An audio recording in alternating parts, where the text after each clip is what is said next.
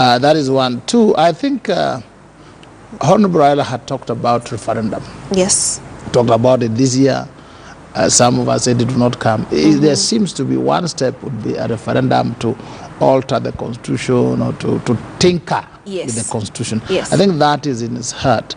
But the main big step apart from constitutional review is running for the president. Yes. I've always said that he's the only one who can defeat Honorable William Samoei Ruto. Right. If he's not on the ballot, then I think you start befriending deputy president because he'll be the president. But if Honorable Raila is there, then I know Honorable Ruto will be president after 5 or 10 years. Now, to lend to that, they are telling us that today Raila is hosting a cabinet secretaries, Peter Munya and James Macharia in Kisumu, just pointing to him perhaps gathering his allies. What do you feel about this headline, Honorable Simiyu?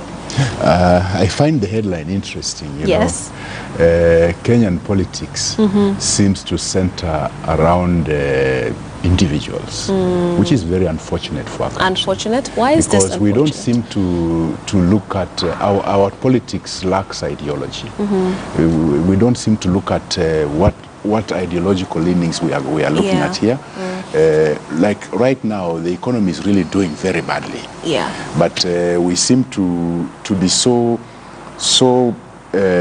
locked into personality. I mean, even the fact that we can't, even newspapers to sell must go this direction.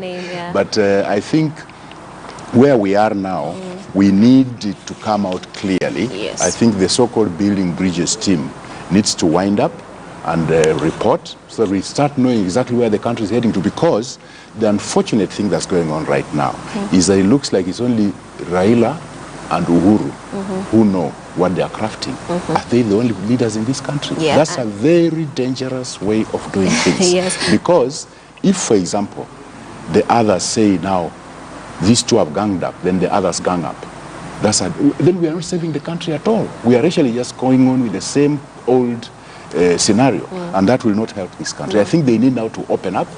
They need to become, they talk about inclusivity, they need to start getting inclusive in some of these decisions that are being made. Like if the ministers are visiting Kisumu, for example, are they there on duty or are they there for politics?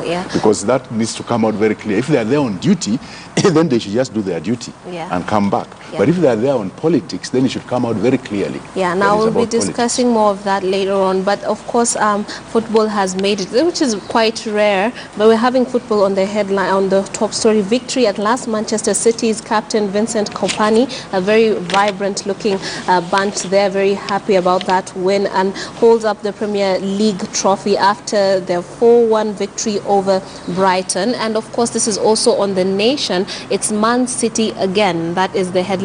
It's quite rare to find those topics on the headline, but of course it also points to the popularity of football here in Kenya, whether it's local or it's actually more popular if it's not local. This is the English Premier League. But the Daily Nation is still going the political route, where it's asking why Uhuru is under pressure. Now, I'll read an excerpt from that. Said president is becoming increasingly isolated from the very politicians, mainly from the Mount Kenya region, who formed the bedrock of the electoral machine. And besides a floundering war on corruption, he is racing against time to fulfill his Big Four agenda, which is pretty true. He is chasing time in implementing his Big Four agenda, and of course the war on corruption is ongoing. I'm not sure if it's floundering as they have asserted. Mr. Ambrose Wede. I wonder where they're getting this thinking that the president is being isolated. Yeah. Who would isolate the president?